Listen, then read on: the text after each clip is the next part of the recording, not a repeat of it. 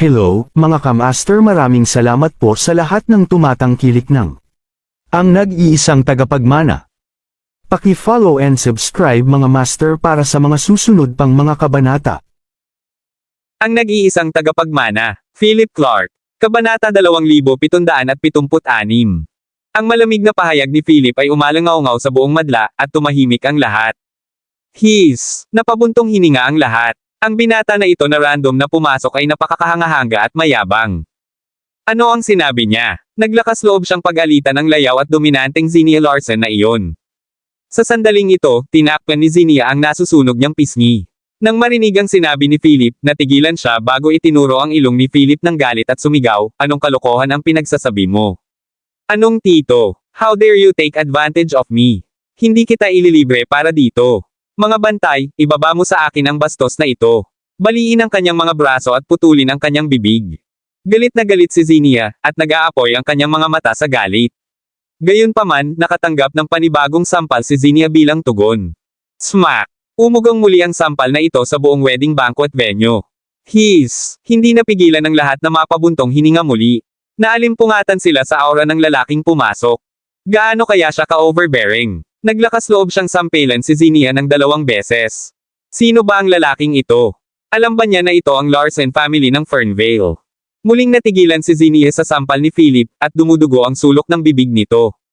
Halos mag-hysterical siyang umungol, "Arg! Bakit nakatayo ka pa? Go! Patayin siya!" Sa isang tabi, malamig din ang mukha ni Hanson. Mabilis siyang tumayo. Tinitigan niya ng masama si Philip at pinagalitan, "How dare you? Ito ang pamilya Larson, at kapatid ko siya. How dare you beat my sister over and over again? Gusto mo na bang mamatay?" Pagkatapos sabihin iyon ni Hanson, isang grupo ng mga gwardya ng pamilya Larson ang sumugod at pinalibutan si Philip sa isang iglap. Itinuro ni Hanson si Philip at galit na umungol, "Ibaba mo siya." Dagatat, sa isang iglap, kinarga ng mga gwardya ang kanilang mga baril. Gayunpaman, kabog, kabog, kabog. Biglang umalangaw-ngaw ang tunog ng mabibigat na bote sa lupa sa buong lugar ng piging ng kasal. Napatingin ang lahat sa paligid at nakita ang isang pangkat ng mga ganap na armadong gwardya na nakasuot ng itim na uniformeng panglaban na nagmamadaling pumasok mula sa pasukan ng Larson Manor. Tumabi ang lahat sa takot na madawit. Nagulat ang lahat. Hindi yun mga bantay ng pamilya Larson. Dinala ba sila ng mayabang na binata? Kabanata 2777. Naglakad si Fennel at ang iba pa sa harap ng pangkat na ito ng mga ganap na armadong mandirigma. Dumaan sila sa maraming tao at pumunta sa tabi ni Felipe. Dagatat, sa isang iglap, ang mga mandirigma sa likod ni Fennel ay nagkarga rin ng kanilang mga baril at tinutukan ang mga gwardya ng pamilya Larson. Ang kapaligiran ay naging lubhang tense. Alam ng lahat na ang bagay na ito ay hindi madaling malutas. Ang binata na pumasok sa wedding banquet venue ay malamang na hindi isang simpleng karakter. Ilang miyembro ng Shadow Guards ang nakabalat kayo at nakatayo sa likod ni Philip, ngunit ang kanilang mga aura ay agad na bumagsak sa mga gwardya ng pamilya Larson sa kabilang panig. Kumunat ang noo ni Hanson, tumutulo ang malamig na pawis sa kanyang noo. Napalunok siya ng kinakabahan. Ang lakas ng aura. Sa sandaling ito, humakbang pasulong si Philip ng may panunuya. Anong gusto mo? Nag-aalangan na tanong ni Hanson. Bang! Itinaas ni Philip ang kanyang paa at sinipa si Hanson sa dibdib, dahilan para lumipad siya ng ilang metro bago bumagsak ng husto sa isang hilera ng mga mesa. Masyadong matapang talaga ang pamilya Larson. Ni hindi mo nga kilala ang tito mo eh. Malamig na saway ni Philip.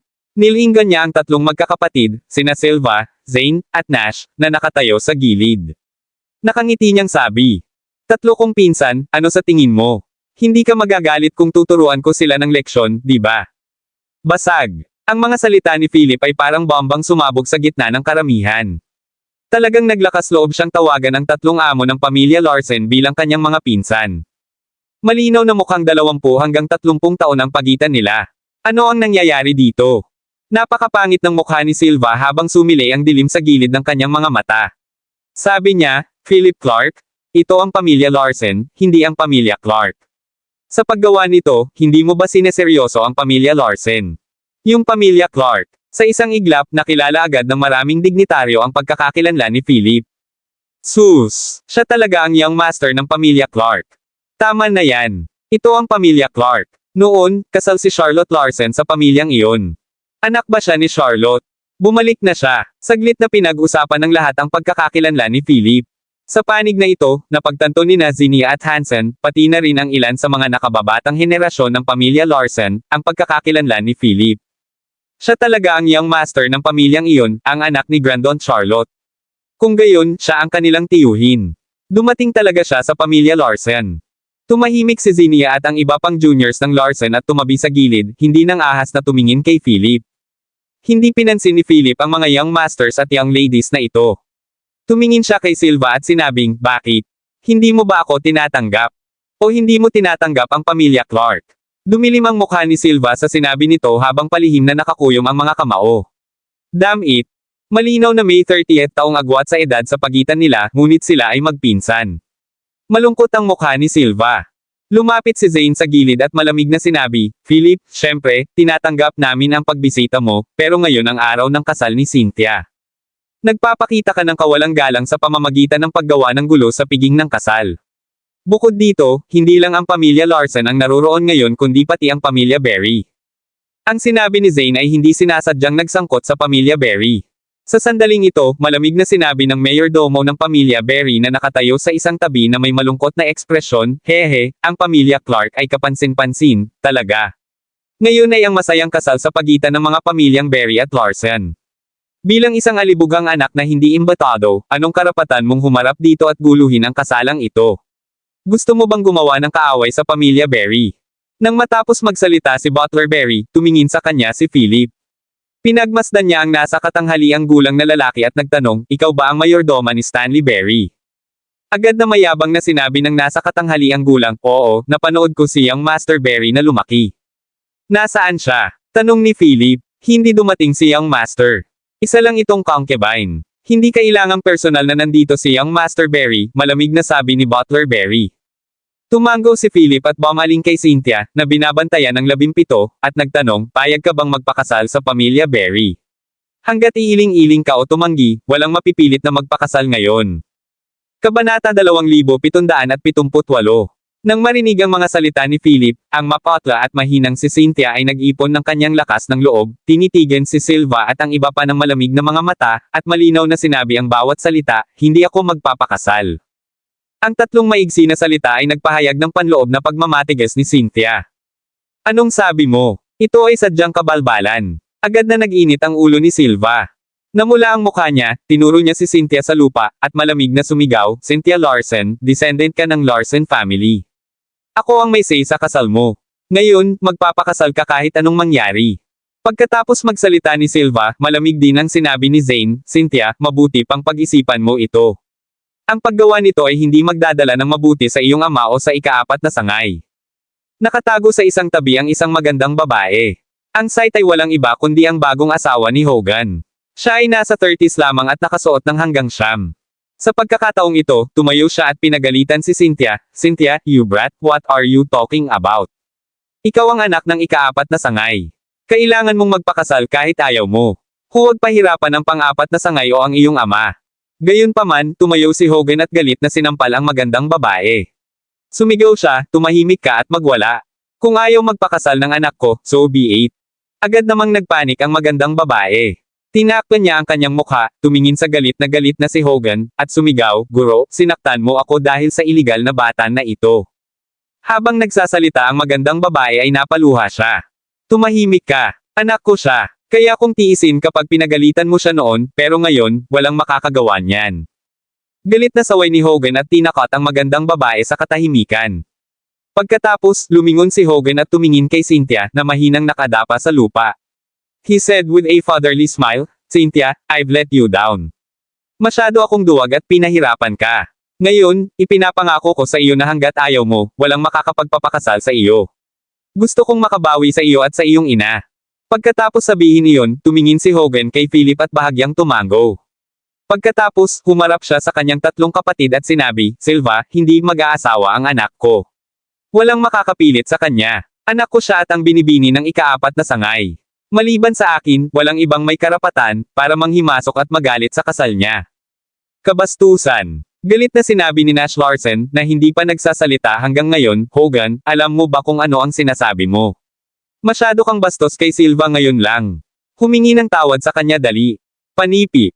Galit din na saway ni Zane, Hogan, minaliit ka namin noon. Hindi ko ine-expect na ganito katigas. Gayunpaman, ang bagay na ito ngayon ay may kinalaman sa kinabukasan ng pamilya Larson. Hindi ikaw ang baalang magsalita. Malamig na tinitigan ni Silva si Hogan na nakakunot ang noo at sinabing, Hogan, gusto mo ba talagang lumaban sa akin? Nang marinig iyon, medyo natarante si Hogan. Pagkatapos ng lahat, siya ay palaging duwag sa pamilya Larson at sanay sa isang walang malasakit na buhay. Hindi pa siya nakipag-away kay Silva at sa iba pa. Gayunpaman, ito ay naiiba ngayon. Kabanata 2779. Nais ni Hogan na kumilos bilang isang ama. Tama na yan. Kung ang aking anak na babae ay tumangging mag-asawa, gayon din. Sabi ni Hogan. Mabuti. Agad na galit na sumigaw si Silva, itinuro ang kanyang daliri kay Hogan, at sinabing, mga bantay, ibaba mo ang pang-apat na amo at ikulong siya sa Ancestral Hall. Tanggalin siya sa kanyang katayuan bilang pang-apat na master ng Lars sa pamilya at hayaan siyang magmuni-muni sa kanyang mga maling gawain sa paghihiwalay. Kung hindi niya aminin ang kanyang pagkakamali, hinding-hindi siya aalis. Kabog, kabog. Agad na lumabas ang ilang mga gwardya ng pamilya Larson at sinunggaban si Hogan. Nag-aalalang sigaw ni Cynthia, hindi, Tio Silva, mangyaring huwag gawin ito sa aking ama. Hindi sumagot si Silva. Mabilis na tinawag ni Cynthia si Philip. Ngumiti si Philip at sinabing, narito ako. Pagkatapos, tumingin siya kay Silva at sinabing, Silva, hindi ba medyo nangingibabaw para sa iyo na ibagsak ang aking pang-apat na pinsan sa harapan ko ng ganito? Malamig na bumantong hininga si Silva at sinabing, Philip, wala kang karapatang makialam sa mga internal affairs ng pamilya Larson. Hindi kita masisisi sa pagbagsak mo sa piging ng kasal ngayon, ngunit kung maglakas loob kang makialam sa mga panloob na gawain ng pamilya Larson, hindi kita bibitawan ng ganoon kadali. Nandito man ang tatay mo, hindi niya gagawin iyon ng kusa. Puno ng pananakot ang kanyang sinabi. Ipinahiwatig din nito ang bottom line ni Silva. Hindi siya nang ahas na labanan si Philip ng direkta. Pagkatapos ng lahat, siya ay isang Clark. Humalaklak si Philip at sinabing, Silva, kahit na ano, may dugo akong Larson na umaagos sa akin. Paano ako hindi makikialam sa mga gawain ng pamilya Larson? Nang marinig iyon, sumimangot si Silva at sinabing, I call the shots in the Larson family now, and I have the final say. Philip, kung ayaw mong magkagulo sa pagitan ng pamilya Larson at Clark, mas mabuting tumabi ka na lang. Kung nandito ka para dumalo sa piging ng kasal, ituturing ka ng mga Larson bilang isang pinarangalan na panauhin. Kung nandito ka para manggulo, pasensya na, pero hindi kilala ng pamilya Larson ang bloodline mo. Kinagat ni Philip ang kanyang mga labi, nagkibit balikat, at nakangiting sinabi, mukhang hindi ako masyadong tinatanggap ng pamilya Larson. Pagkatapos, lumingon si Philip kay Butler Berry at sinabing, maaari ka nang umalis. Maging ngayon o sa hinaharap, hindi magpapakasal si Cynthia sa pamilyang Berry. Bastos ka. Nagalit agad si Butler Berry. Nilinggan niya si Silva at same time na sinabi, Patriarch Larson, ginagawa bang kalokohan ng pamilya Larson ang pamilya Berry? Kailangan mo kaming bigyan ng paliwanag para sa mga kaganapan ngayon. Nang marinig ito, tumawa si Silva ng papuri at sinabing, Butler Berry, siguraduhin mong bibigyan ka ng paliwanag ng pamilya Larson. Pagkatapos noon, biglang nagbago ang mukha niya habang tinatitigan si Philip at nagbigay ng huling babala, Philip, ito na ang huling babala ko sa iyo. Dalhin ang iyong mga tao at tumabi o lumabas. Kung hindi, huwag mo akong sisihin sa pagbaliwala sa ugnayan ng ating pamilya at pagpapaalis sa iyo. Damn it, walang respeto si Philip sa pamilya Larson. Sa sandaling matapos magsalita si Silva, ang mga sangkawan ng mga gwardya ng pamilya Larson ay nagmadaling lumabas sa paligid ng open-air wedding banquet. Ang bawat isa ay ganap na armado ng mga baril sa kanilang mga dibdib, salaming decollar, at mga bote sa pakikipaglaban. Bukod dito, 4 na beses ang kanilang bilang kaysa sa partido ni Philip. Napataas ang kilay ni Philip at tumingin sa mga gwardya ng pamilya Larson na nakapalibot sa kanila. Isang lamig ang sumilay sa gilid ng kanyang mga mata nang sabihin niya, Silva, gusto mo bang lumipat sa akin? Ngumuso si Silva at sinabing, hindi naman. Hanggat tumabi ka o umalis, tatanggapin ka pa rin ng pamilya Larson. Tutal anak ka naman ng tita namin. Malamig na sumingot si Philip at itinaas ang kamay. Inabot ng nasa likod niya si Philip ng sigarilyo. Click! Sinindihan ng sigarilyo at napabuntong hininga si Philip. Bumuga siya ng usok sa mismong mukha ni Silva at sinabing, ito ang masamang ugali ng pagiging mabuting Samaritano. Kaibigan ko si Cynthia, at uncle ang tawag niya sa akin. Kailangan ko siyang tulungan. Kabanata 2780. Nang marinig ang sinabi ni Philip, nagdilim ang mukha ni Silva habang nanunuya. Philip, gusto mo ba talagang makipaglaban sa akin at sa pamilya Larsen? Nagkibit balikat si Philip at sinabing, hindi. Hanggat hindi mo pinipilit si Cynthia na pakasalan ang pamilya Berry, magiging maayos ang lahat. Walang negosasyon. Ang isang tagalabas na tulad mo ay walang karapatang makialam. Malamig na sigaw ni Silva. Nagtaas ng baril ang mga gwardya ng pamilya Larsen. Sa utos ni Silva, papaputukan nila at papatayin ang mga taong ito sa harapan nila. Ngumuso si Philip, itinapon ang upos ng sigarilyo sa kanyang kamay sa lupa, at tinapakan ito gamit ang kanyang make-and-tab na leather boots. Tahimik niyang sinabi, so, sinusubukan na bang putulin ng pamilya Larsen ang lahat ng relasyon sa pamilya Clark ngayon? Panipi. Sa sinabi nito, isang malamig na hangin ang dumaan sa mga manunood. Biglang naging sobrang lamig at intense ang aura ni Philip. Nanlamig lalo ang mga mata niya habang nakatitig kay Silva at sa iba pang nasa harapan niya. Ang hindi mapigil ang aura ng isang hari ay nabigla kay Silva at sa iba pa sa isang iglap. Kumunot ang noo ni Silva, tumingin sa malamig at imposing Philip sa kanyang harapan, at sinabing, kahit ano pa ang sabihin mo, walang makakapigil sa akin na pakasalan si Cynthia ngayon. Kahit hindi ikaw, Philip Clark. Pumalakpak. Ang lupa sa ilalim. Nabasag ang mga paa ni Philip. Napabuntong hininga ang lahat. Aba, what the hell? Nabasag ang lupa. Ito ba ang hangin ng pangangibabaw? Maaaring naguguluhan ang mga sekular na dignitaryo, ngunit alam ng mga pangunahing miyembro ng pamilya Larsen na naroroon na galit si Philip. Ayon sa balita na nalaman ng pamilya Larsen sa ngayon, naabot na ni Philip ang mid-level ng kingship power sa 6th zone. Hindi siya dapat maliitin. Gayunpaman, hindi rin naging pushover si Silva. Malamig niyang sinabi, Philip, kung gusto mong gumamit ng dahas laban sa pamilya Larsen, ipapayo ko sa iyo na mag-isip ng 2 beses. Kahit na kami ay umatras mula sa mainland sa loob ng higit sa 10 taon, hindi kami mga pushover na maaaring guluhin ng sinuman. Ang pamilya Larsen ay hindi madali mong mahahawakan sa kasalukuyan. Nang matapos magsalita si Silva, isang nakayukong matandang lalaki ang lumabas mula sa likod ng mga tao.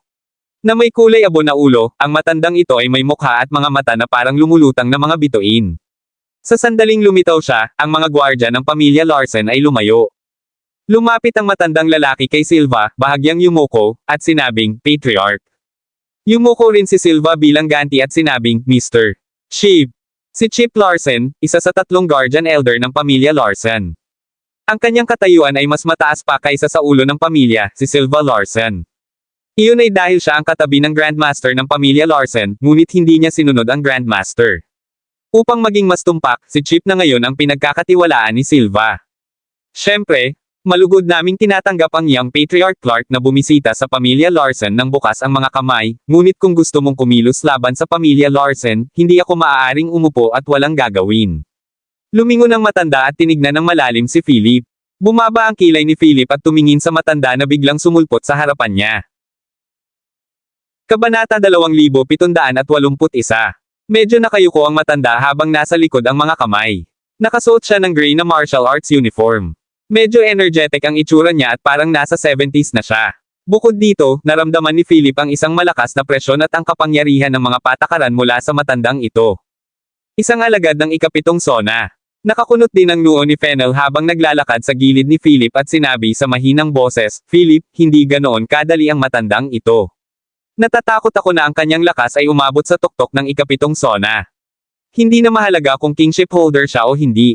Maaaring durugin ng mga disipulo sa ika-7 sona ang sinumang mga alagad at may hawak ng paghahari sa ilalim ng ika-7 sona kung gusto nila.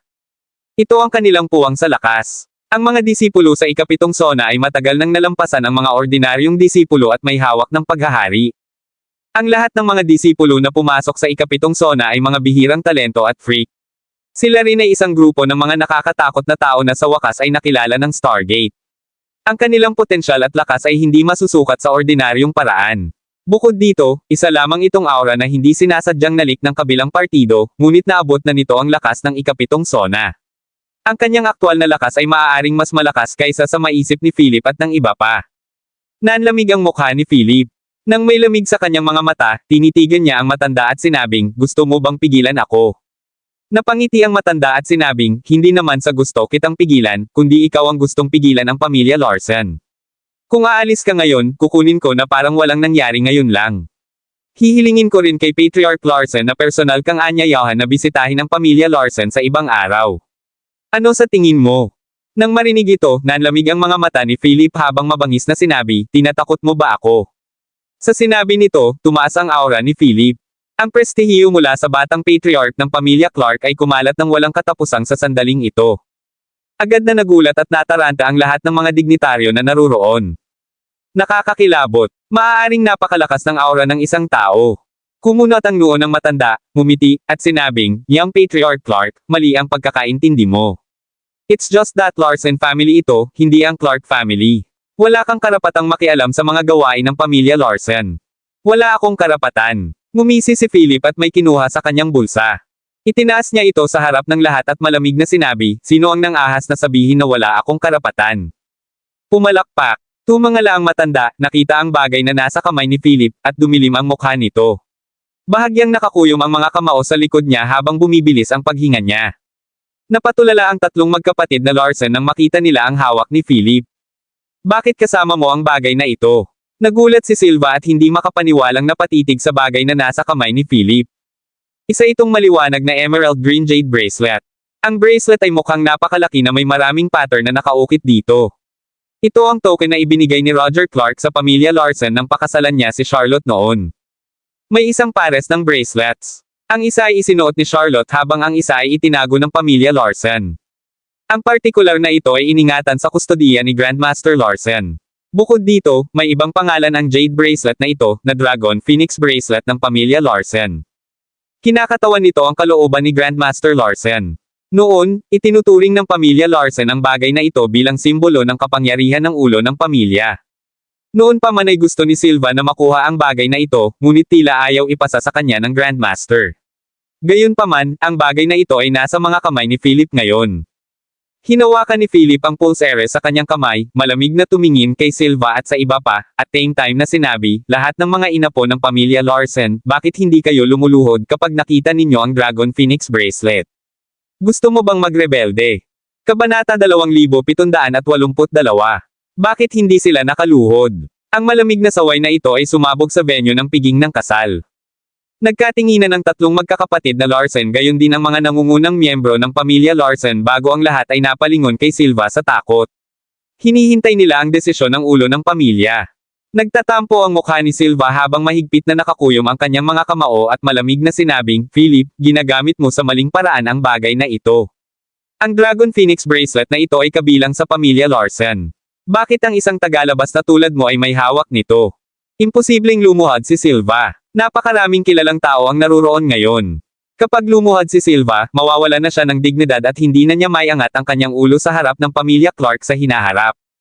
Gayunpaman, malamig na sumagot si Philip, Silva Larsen, buksan mo ang iyong mga mata at makakita ng malinaw.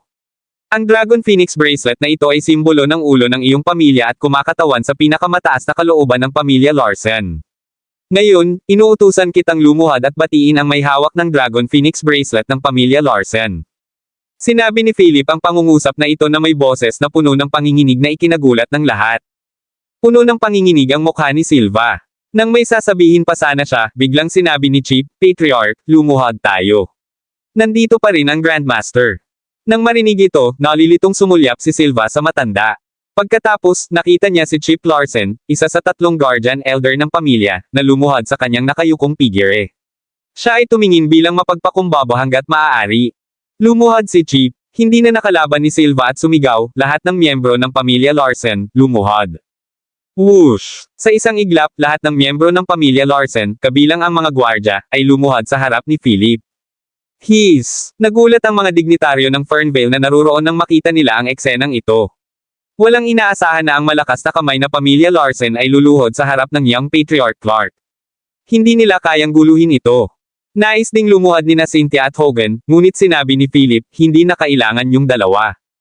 Pagkatapos noon, tumingin siya sa mga nakaluhod na miyembro ng pamilya Larsen sa harapan niya at sinabi kay Silva, Silva Larsen, ginagamit ko na ngayon ang Dragon Phoenix bracelet para utusan kang bawiin ang desisyon na ipakasal si Cynthia sa pamilya Berry.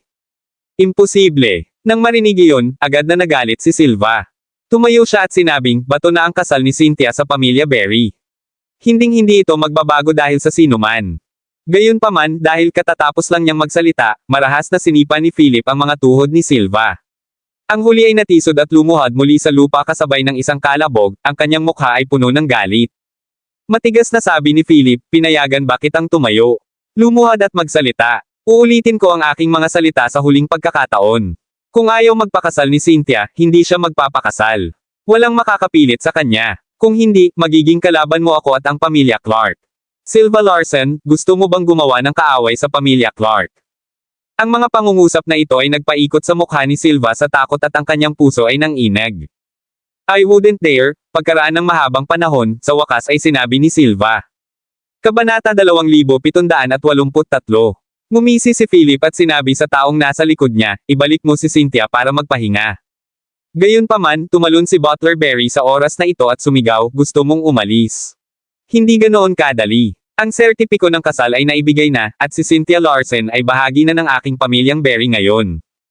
Nang marinig ito, biglang lumingon si Philip, malamig na tumingin kay Butler Berry, at nakita ang isang gintong sertipiko ng kasal sa kamay ng kabilang partido.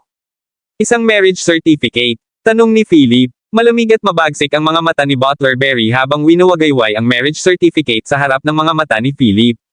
Sabi niya, Young Patriarch Clark, nandito na ang marriage certificate. Huli na para itigil mo ito.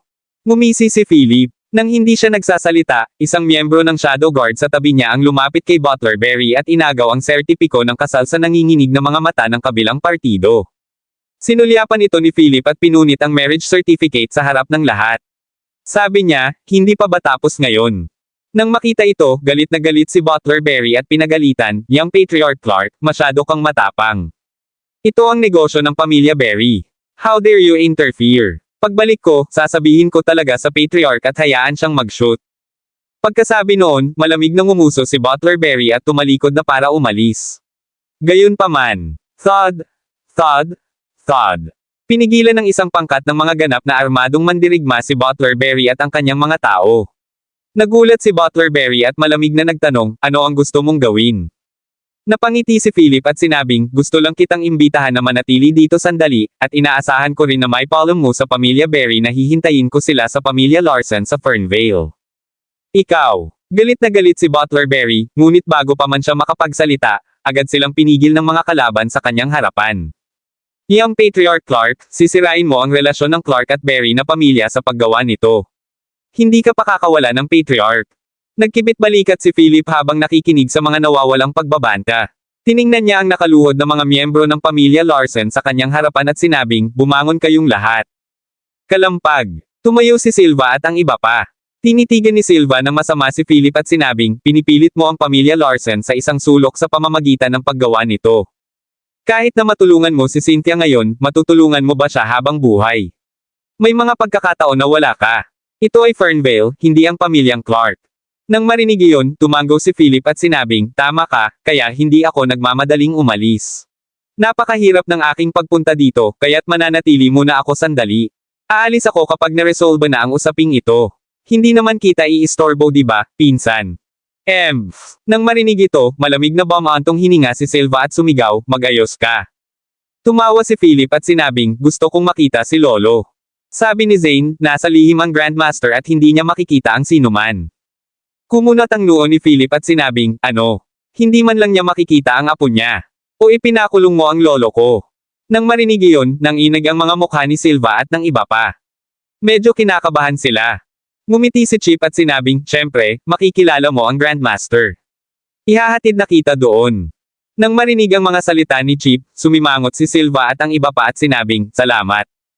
Pagkatapos, sinenyasan ni Philip si Fennel at ang iba pa na maghintay sa sala habang sinusundan niya si Chip sa loob. Noong una ay iminungkahi ni Fennel na dapat siyang sumunod dahil hindi niya maiwasang maramdaman na hindi maganda si Chip Larsen. Gayunpaman, tumanggi si Philip. Hindi pa mangangahas ang pamilya Larsen na gumawa ng kahit ano sa kanya. Hindi nagtagal, sinundan ni Philip si Chip sa isang medyo malayong maliit na bakuran, na puno ng mga bulaklak at mga puno na mukhang klase at payapa. 4 o 5 katulong ang nagsilbi sa paligid ng bakuran. Ang kakaiba lang ay ang lugar na ito ay tila binabantayan ng mga armadong gwardya ng pamilya Larsen na nagpapatrolya sa paligid ng bakuran. Kumunat ang noo ni Philip pero hindi umimik at sinundan si Chip sa gate. Lumingon si Chip sa gilid at sinabing, Young Patriarch Clark, nasa loob ang Grandmaster. Kabanata 2784. Huminga ng malalim si Philip at pumasok sa looban. Pagpasok pa lang niya sa bakuran, naramdaman niyang kakaiba ang kapayapaan. Maraming bagay ang itinanam sa bakuran.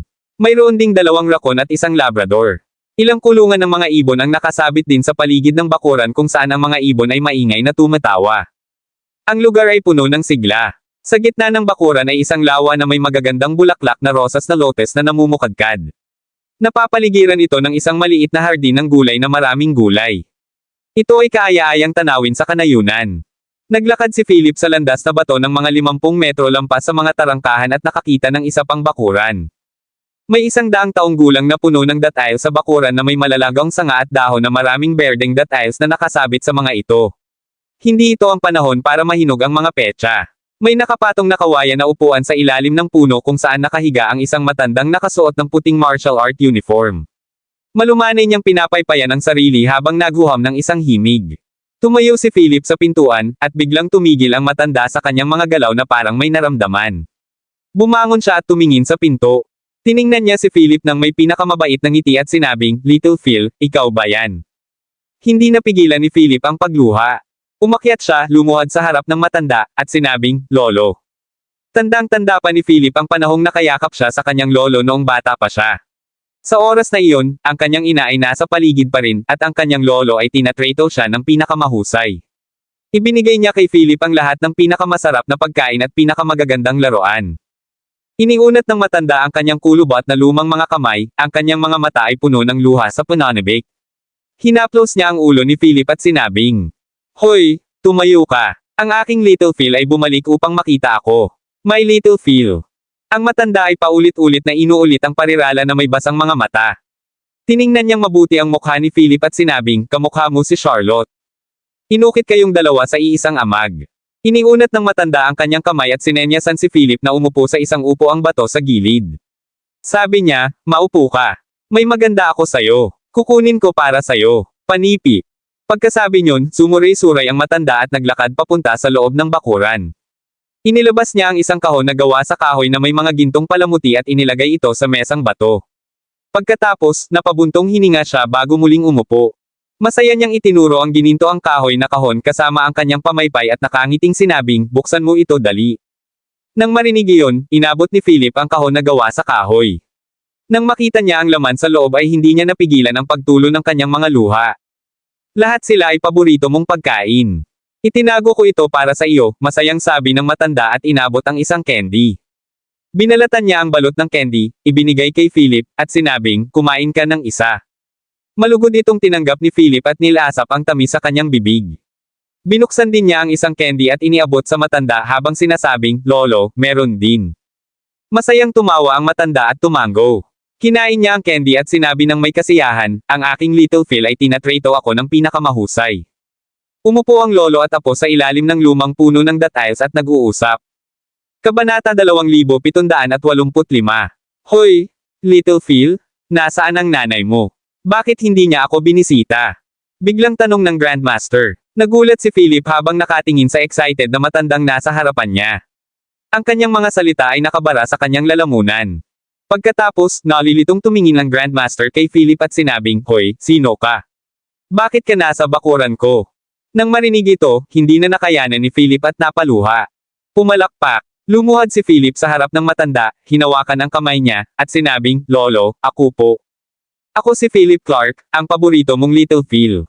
"Lolo, Little Phil, bumalik na ba siya?" Sabi ng matanda habang nakatingin sa direksyon ng pinto, mukhang nalulungkot. Naramdaman ni Philip ang pagkirot ng kanyang puso nang hawakan niya ang kamay ng matanda at pinagmasdan ang kanyang matanda na mukha at ang malungkot na tingin sa kanyang mga mata. Pagkaraan ng ilang sandali na samahan ng Grandmaster, aalis na sana si Philip. Nang lumakad siya sa pintuan, biglang sinabi ng matandang lalaki sa nakahiga na upuan, "My Little Phil, kailangan mong mag-ingat sa kanila." Mabilis na ibinaling ni Philip ang kanyang ulo at nakitang nakatingin sa kanya ang matanda, ngunit hindi nagtagal, ang kanyang mga mata ay muling nag-iisa habang siya ay bumubulong. "Little Phil? Charlotte? Kailan ka pupunta at bibisitahin ako?" Ilang saglit na nakatayo doon si Philip bago siya tumalikod at umalis. Paglabas ng bakuran at nakatayo sa pintuan, huminga ng malalim si Philip. Sa gilid, si Chip Larsen, isa sa tatlong guardian elder ng pamilya Larsen, ay nakangiting nagsabi, "Young Patriarch Clark, nakita mo na ba ang Grandmaster?" Pinigilan ni Philip ang lamig sa kanyang puso at nagtanong, gaano katagal nang nagdurusa si Lolo sa sakit na ito? Sagot ni Chip, ilang taon na siyang nagdurusa sa sakit na ito. Ikaw at si Miss Charlotte ang iniisip niya. Kung binisita mo siya ng mas maaga, marahil ay mas mabuti ang kanyang kalagayan. Napabuntong hininga si Philip, malamig na tumingin kay Chip, at sinabing, Mr. Chip, isa ka sa tatlong guardian elder ng pamilya Larsen. Tama, dapat manatili ka sa tabi ng aking lolo. Bakit si Silva ang pinili mo? Ngumiti si Chip at sinabing, pinili ko lang ang pinakamagandang opsyon. Si Silva ang kasalukuyang pinuno ng pamilya Larsen, kaya dapat kong sundin siya. Ganun ba? Malamig na sabi ni Philip, tumingin sa mga nakapaligid na gwardya ng pamilya Larsen, at sinabing, bakit pakiramdam ko hindi pinoprotektahan ng mga taong ito ang lolo ko kundi sinusubaybayan siya. Pilit na ngumiti si Chip at sinabing, Young Patriarch Clark, mali ang pagkakaintindi mo. Paano ito posible? Ang Grandmaster ay gumawa ng malaking kontribusyon sa pamilya Larsen. Ang mga gwardya na ito ay para lamang matiyak ang kanyang kaligtasan. Kumunat ang noo ni Philip nang hindi itinuro ang halata, pagkatapos, sinabi niya, gusto kong makita si Silva. Nang marinig iyon, gumawa si Chip ng mapang-akit na kilos. Pagkatapos, naglakad na sila papunta sa reception hall. Ibinalik ni Chip ang tingin sa bakuran, at sumilay ang lamig sa gilid ng kanyang mga mata. Sinabi niya sa katabi niyang kasambahay, bantayan mong mabuti ang Grandmaster at huwag siyang magsalita ng mga bagay na hindi dapat sabihin. Dagdagan din ang dosis ng gamot sa kanyang mga pagkain sa hinaharap. Nanginginig na tumango ang dalagang nakaluhod sa lupa. Pagkatapos, naabutan ni Chip si Philip. Sa sandaling ito, ang reception hall ay napuno na ng mga pangunahing miyembro ng pamilya Larsen. Ang tatlong Panginoon ng pamilya Larsen, na pinamumunuan ni Silva, ay umupo ng tuwid sa mga upuan na may malamig na ekspresyon at bahagyang galit sa kanilang mga mata. Pumasok si Philip sa sandaling ito at sinabing may hindi tapat na ngiti, nako, kailangan kong pasalamatan ang aking mga pinsan sa pagtanggap sa akin sa napakalaking paraan. Kabanata 2786. Nang makita ang hindi nakakapinsala at mapaglarong ekspresyon ni Philip, nakaramdam si Silva ng kirot sa kanyang puso. Hinampis niya ang mesa at malamig na sinabi, sino ang pinsan mo? Galit pa rin si Silva kay Philip dahil sa nangyari kanina. Kung si Philip ay hindi ang batang patriarch ng pamilya Clark, apo ng Grandmaster, at ang kanyang pinsan, hindi na makapaghintay si Silva na paghiwalayin si Philip ngayon. May mga pinsan ba na mahigit 30 taon ang pagitan? Walang pigil na tumawa si Philip. Tumingin siya sa paligid at nakita niyang puno na ang reception hall at wala nang upuan para sa kanya. Alam niya nang hindi iniisip na sinusubukan ni Silva na ibaba si Philip at itatag ang kanyang autoridad. Sa isang mahinang ngiti, nilinggan ni Philip ang mga pangunahing miyembro ng pamilya Larsen na maaaring ituring na mga matandang fox sa larangan ng negosyo na madalas na nagmamanipula sa buhay ng ibang tao. Malumanay niyang sinabi, am I so unwelcomed na wala man lang upuan para sa akin? Hihihi, biglang tumikim ang isang mula sa management level ng negosyo ng pamilya Larsen at isa sa mga direktor. With a disdainful smirk, he said, this is the Larsen family, not your Clark family. Bakit kami dapat magpareserba ng upuan para sa iyo? Huwag idikit ang iyong ilong sa hindi dapat. Kung hindi, magdudulot ito ng hindi kinakailangang problema.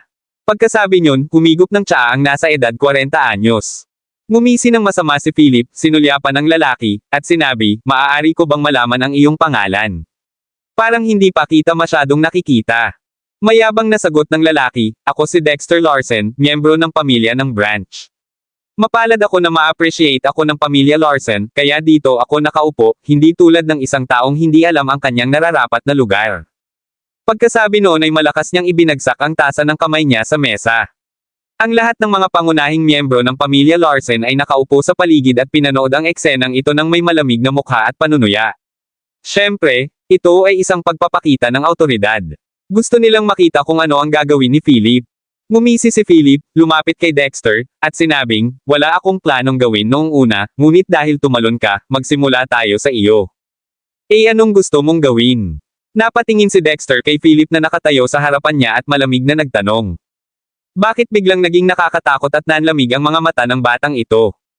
Nanginginig si Dexter sa gulat.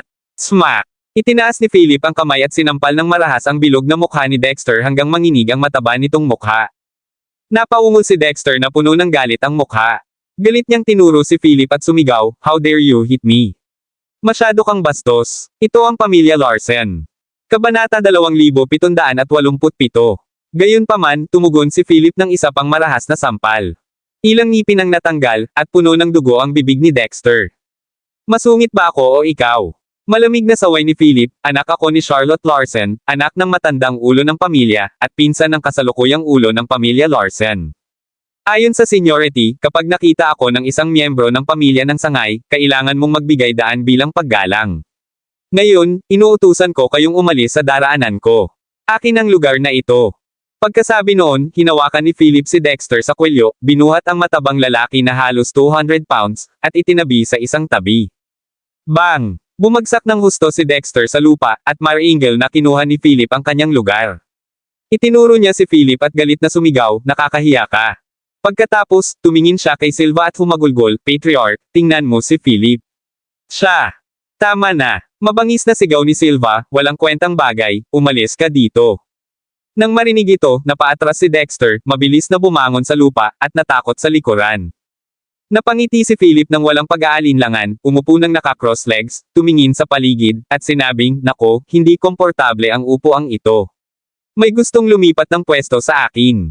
Nang marinig ang sinabi ni Philip, lahat ng pangunahing miyembro ng pamilya Larsen ay tumalikod at nagkunwaring hindi nila siya nakikita. Kumunat ang noo ni Silva. Ano nga ba ang sinusubukang gawin ni Philip?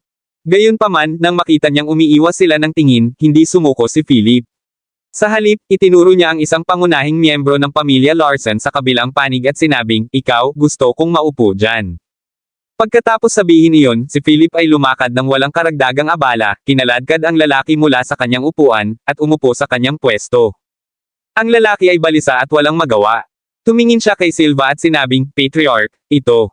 Kumunat ang noo ni Silva at umiling, na nagpapahiwatig sa kanya na huwag magsalita ng kahit ano. Gayunpaman, hindi ito ang wakas. Umupo si Philip at nakasimangot.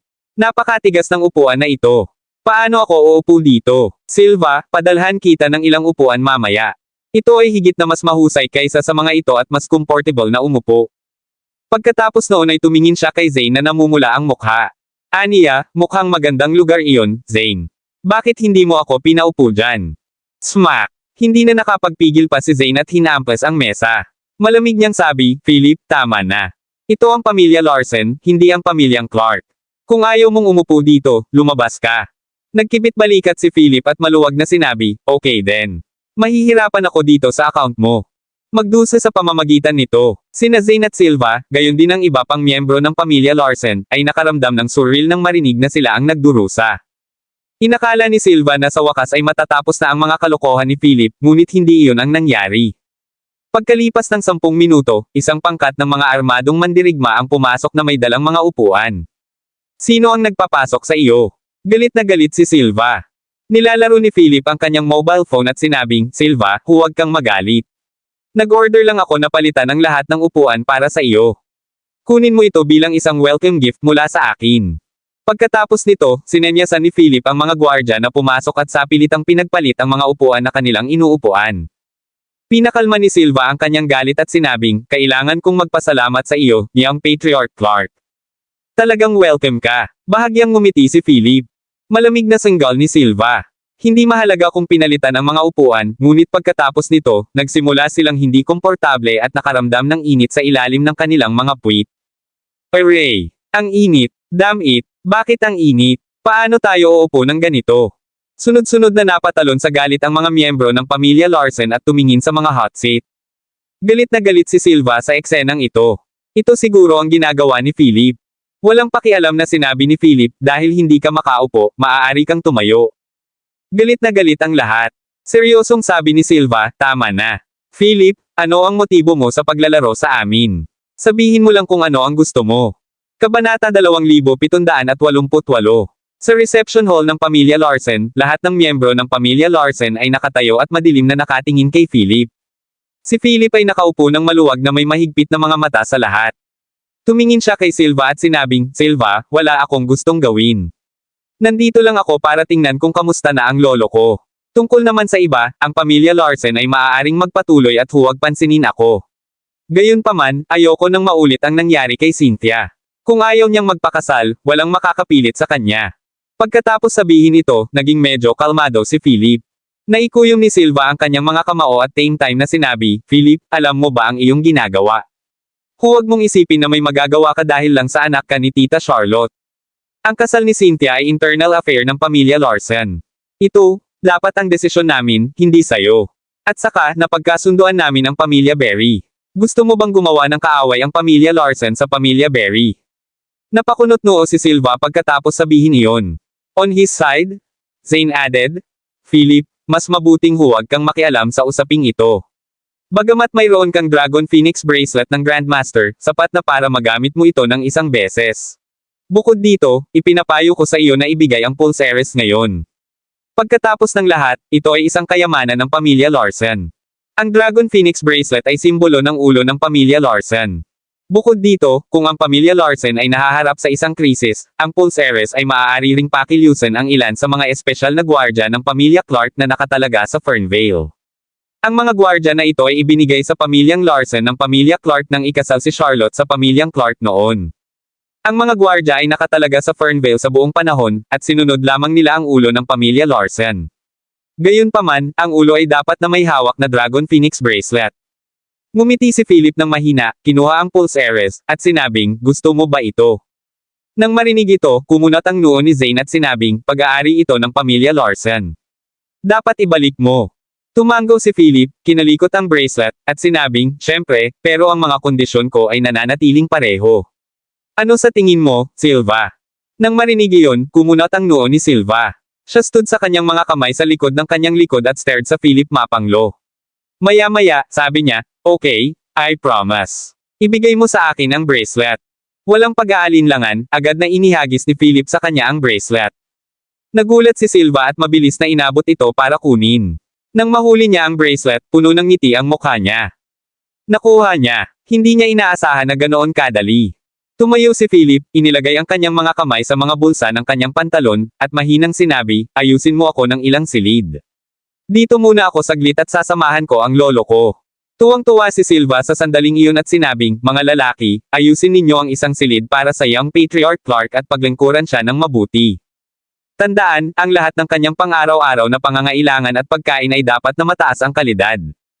Ang huling dalawang salita ay binigkas ng may matinding diin. Naintindihan naman agad ng mga katulong. Kabanata 2789. Ngumisi si Philip at naintindihan din ang ibig sabihin ni Silva, ngunit hindi ito umimik at tumalikod na para umalis. Masayang hinawakan ni Silva ang bracelet, puno ng ngiti ang mukha. Swoosh! Sa isang iglap, lahat ng miyembro ng pamilya Larson ay lumuhad sa lupa at sumigaw, congratulations, Patriarch! Hahaha! Tumawa si Silva at sinabing, ngayong nasa kamay ko na ang Dragon Phoenix bracelet, akin na ang buong pamilya Larson. Zane, ayusin mo ang ilang mga tao na bantayan si Philip at pigilan siya sa sobrang pakikipag-ugnayan sa Grandmaster. Gayon din, ipaalam sa pamilya Berry na ang kasal ay mangyayari pa rin sa ibang araw. Mabilis na sinabi ni Zane, okay. Aayusin ko agad. Gayunpaman, nalilitong sinabi ni Nash, Silva, hindi ka ba pumayag sa mga kondisyon ni Philip noon? Bumantong hininga si Silva at sinabing, it was just a diversion. Ngayong nasa kamay ko na ang Pulse Heiress, bakit ako matatakot sa kanya? Nagulat si Nash at nakangiting tanong, then what should we do next? Natatakot ako na hindi madaling umalis ang batang ito.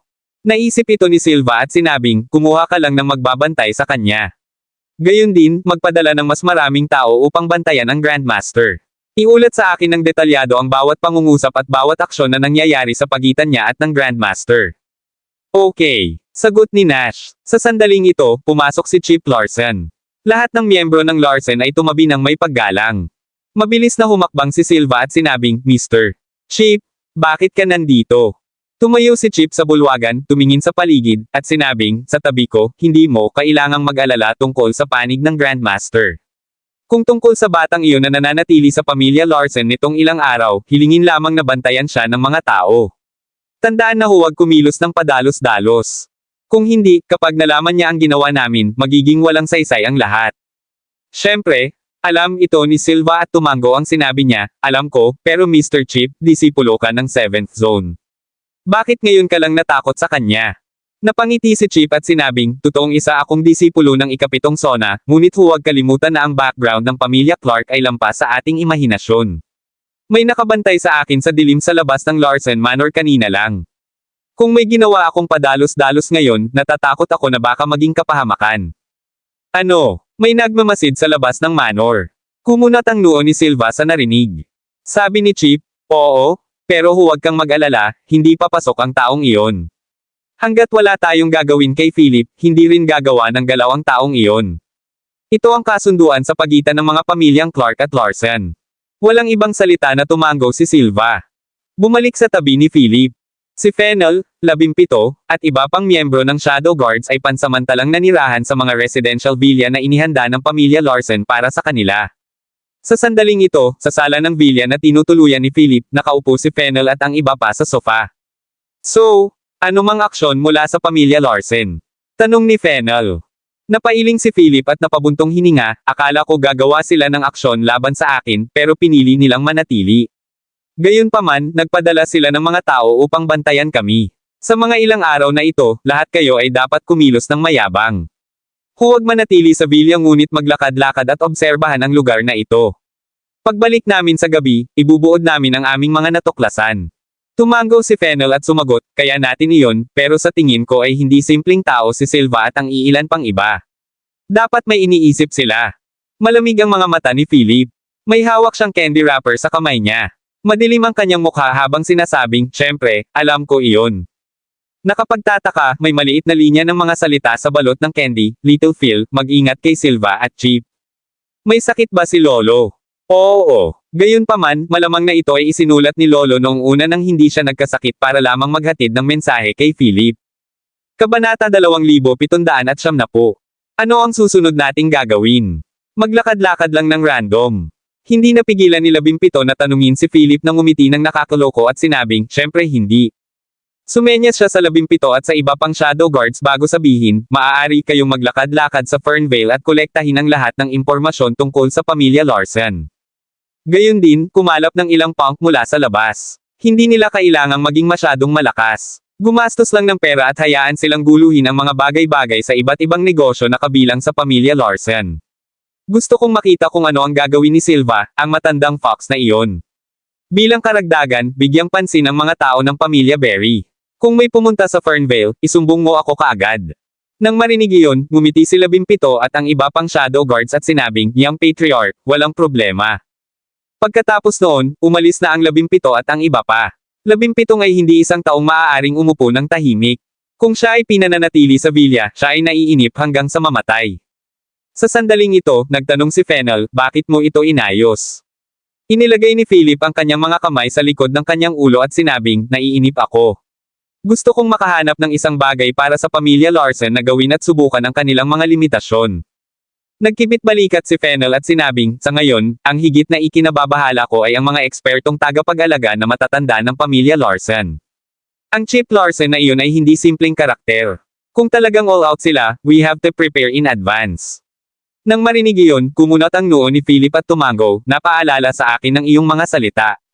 Nagulat ako na ang pamilya Larsen ay may disipulo sa ikapitong sona. Sa pag-iisip na iyon, tinawag ni Philip si Tango Lids at tinanong, Tito Tango, nasaan ka? Nasa Fernvale si Tango, abala sa paggawa ng itinuro ni Roger. Sabi niya, nasa Fernvale neighborhood ako. Anong meron? Pinahirapan ka ba ng pamilya Larsen? Ngumiti si Philip at sinabing, hindi naman. Anong ginagawa mo dyan? Sumagot si Tango, nag-aalis ako ng ilang snoops sa dilim.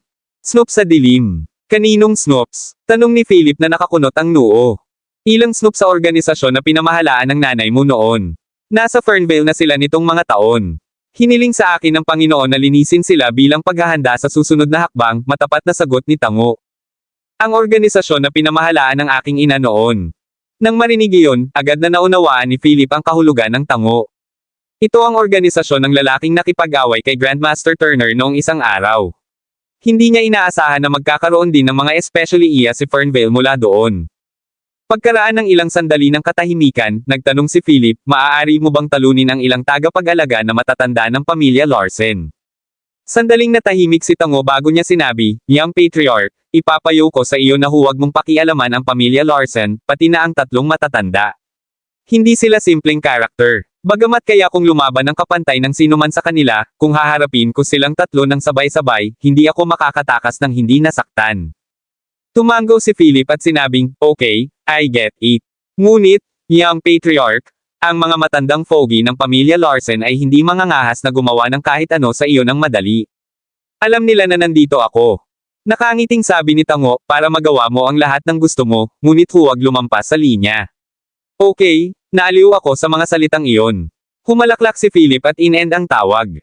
Paano ito? Tanong ni Fennel. Ngumiti si Philip at sinabing, sabi ni Uncle Tango, hindi tayo madaling sasalakayin ng tatlong guardian elder. May kinatatakutan din sila. Tumango si Fennel. Kabanata 2771. Ilang sandali pa ay umalis na si Philip sa lugar na ito at tinungo ang tirahan ni Cynthia. Pumasok siya sa kwarto at nakita niya si Cynthia na nakahiga sa kama, nagpapagaling. Bakit ka nandito? Tuwang-tuwa si Cynthia nang makita niya si Philip na papasok at gustong bumaba sa kama. Humakbang si Philip, pinindot ang kamay ni Cynthia, at sinabing, higa ka. Nandito lang ako para makita ka, kamusta ka? Nahihiyang tumango si Cynthia at sinabing, okay lang ako. Medyo awkward ang atmosphere. Biglang tanong ni Cynthia, Philip, I really don't have to marry into the Berry family, right? Tumango si Philip at seryosong sinabi, hindi, kung ayaw mo, walang mapipilit sa iyo, pati na si Silva Larsen. Nang marinig ito, tumulo ang luha ni Cynthia habang tumatango, salamat, Philip. Salamat sa pagbibigay sa akin ng sinag ng pag-asa sa mga oras ng aking desperasyon, ako. Ngumiti si Philip at sinabing, tama na. Hindi na kailangang magpasalamat sa pagitan natin. You have to call me uncle, so tito lang ang tumutulong sa pamangkin niya.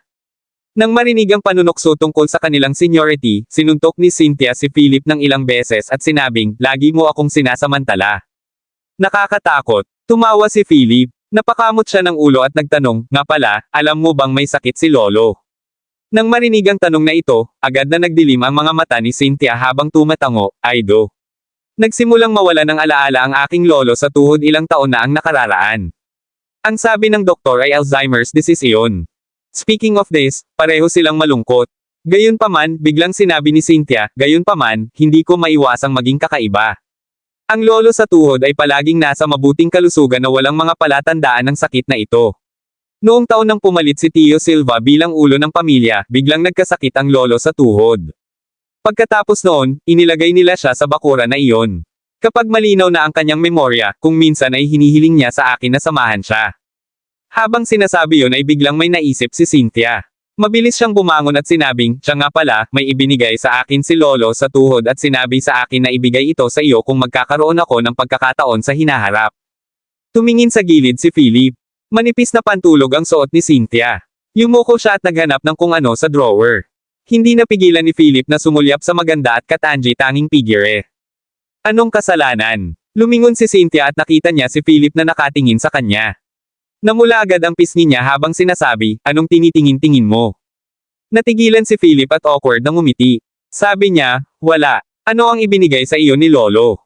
Iniba ni Philip ang usapan at nakitang may hawak si Cynthia na parang pouch sa kamay. Ang pouch ay madilim na pula na may mga dragon at phoenix na may bird na gintong sinulid. Kinuha ni Philip ang pouch, binuksan ito, at nakita ang isang jade key sa loob.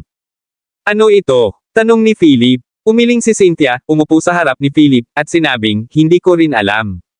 Noong ibinigay ito sa akin ni Lolo, sinabi niya sa akin na ingatan ko ito at sa iyo na lang ibigay. Kumunat ang noo ni Philip at tiningnan ang dark green na susi sa kamay niya na tila may mga marka. Pagkatapos mag-isip tungkol dito, iniligpit ni Philip ang susi at sinabing, tanungin ko si Lolo bukas. Tumango si Cynthia at nakipag-eye contact kay Philip. Bigla silang nanlamig. Mabilis na tumalikod si Cynthia at nahihiyang nagtanong, bakit ka ganyan makatingin sa akin? Matiim na tinitigan ni Philip si Cynthia. No, to be precise, nakatitig siya sa isang ragdoll sa likod ni Cynthia. Sabi niya, huwag kang gagalaw. Kabanata 2772. Natigilan si Cynthia at nagtatakang tumingin kay Philip. Then, she saw Philip reaching out to her. Medyo nahiya at natakot agad si Cynthia. Gagawin ba niya iyon sa kanya? Ano ang dapat niyang gawin? Labis na naguluhan si Cynthia. Habang tumatakbo ang kanyang mga iniisip, inabot ni Philip at kinuha ang manikang basahan sa likod niya. Malamig niyang sinabi, medyo kakaiba ang ragdoll na ito. How? Nagulat si Cynthia ngunit nakahinga ng maluwag. Yumuko siya at nagtanong, ano ang kakaiba dito? Kumunat ang noo ni Philip at tinitigan ang itim na eyeball ng ragdoll. Inabot niya, hinawakan ang eyeball, at nahulog ito. Paano nangyari ito? Paano nagkaroon ng ganoong bagay? Nang makita ni Cynthia ang miniature camera na nakatago bilang isang eyeball sa kamay ni Philip, natigilan siya. Nagdilim ang mukha ni Philip habang sinasabi, mukhang binabantayan ka dito. Samantala, sa isang silid sa ilalim ng lupa sa Larsen Manor. Mahigit 100 electronic screen ang nakasabit sa silid na nagpapakita ng iba't ibang anggulo ng villa kung saan nakatira si Cynthia.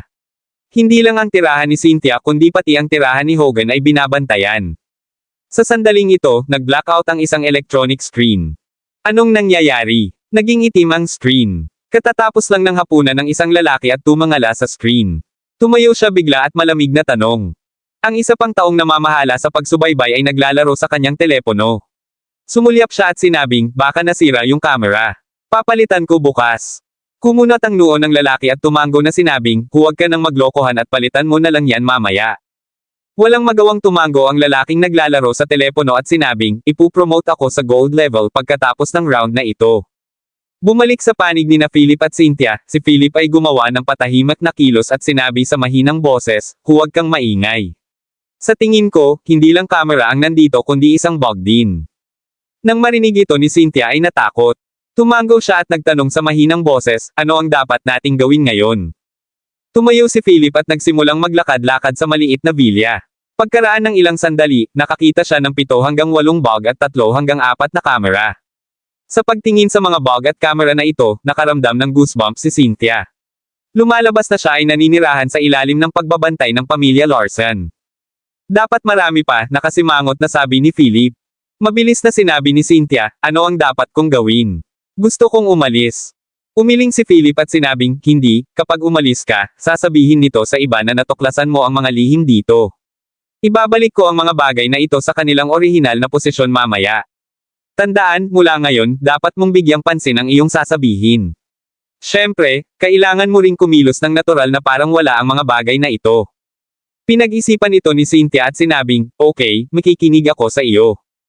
Pagkatapos, ibinalik ni Philip ang mga bagay sa lugar. Sinulyapan niya ang manikang basahan at sinabing, sa ngayon o bukas, dapat silang pumunta upang muling i-install ito. How? Sino sila? Medyo natakot si Cynthia. Ngumiti si Philip at sinabing, sino pa kung hindi ang isang tao mula sa pamilya Larsen? Pero nandito lang ako palagi. Kung kanina pa sila nandito, bakit hindi ko alam? Tanong ni Cynthia. Kumunat ang noo ni Philip at sinabing, siguro ginawa nila ito habang natutulog ka. Sa pag-iisip nito, sinabi ni Philip, hindi ako babalik ngayong gabi. Mananatili akong magbabantay dito. Nang marinig ito, naramdaman ni Cynthia na mas ligtas. Tumango siya at sinabing, okay. Kabanata 2773. Sa gabi, isang tahimik na figure ang sumilip sa dilim at tahimik na lumapit sa villa. May bitbit siyang maliit na itim na bag, nagsuot ng maskara, at napabuntong hininga, ang gulo talaga. Nakabuo na ako ng team para makakuha ng gold ngayong gabi.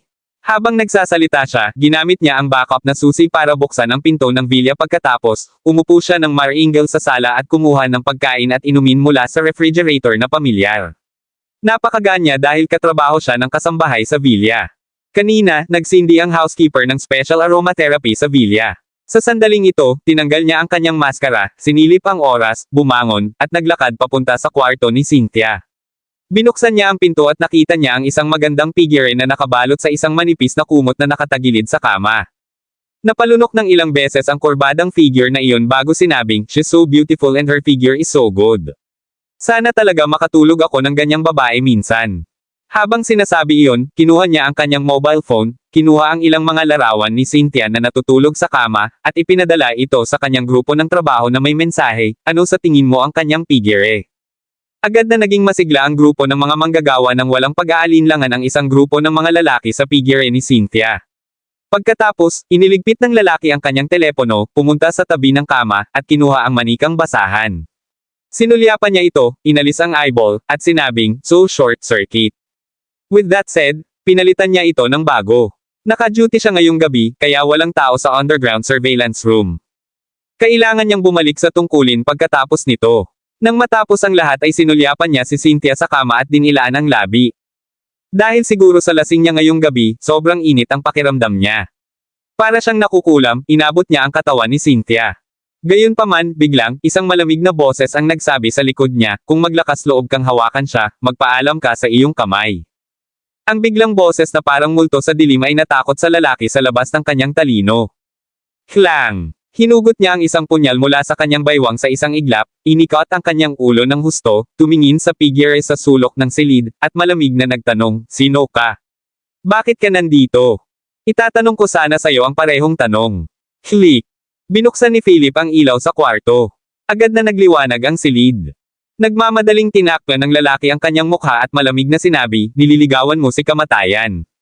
Sa sinabi nito, sinaksak niya si Philip gamit ang punyal sa kanyang kamay. Gayunpaman, ang isang punyal na tulad nito ay hindi makakasakit kay Philip. Bahagyang itinaas ni Philip ang kanyang kamay, hinawakan ang palso ng kabilang partido, at nagpakawala ng kaunting puwersa. Basag! Tunog ng sirang buto ng palso. Nahulog din ang punyal sa sahig kasabay ng kalampag.